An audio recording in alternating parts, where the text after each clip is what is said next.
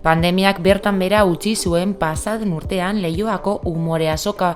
Aurten atzeratu behar izan duten arren, asteburu honetan zehar Leioako kaleak antzezlanez jantzi dira. Udala pozik dago egitasmoa aurrera eraman baitute.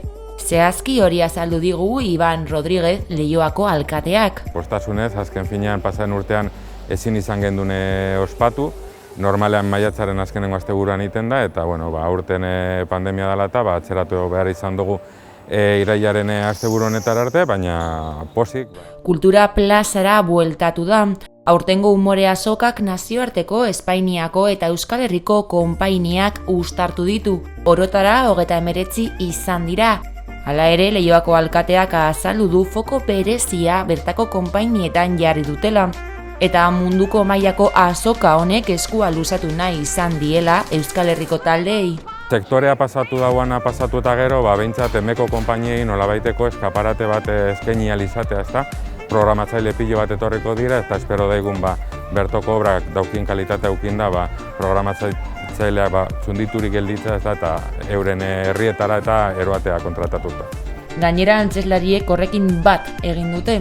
Pandemiak gogor kolpatu du kultura eta ikuskizunak berriz martxan jarri direnean, kale antzeslariek berriz arnastu dutela aitortu du Imanol Suso zirkosaurreko konpainiako kideak. Da arnastea, eta aurpegiak ikustea maskarillarekin, baina berriz ere aurpegiak ikustea eta hori arnastea lasai eta kalera joatea jendearen aurrean.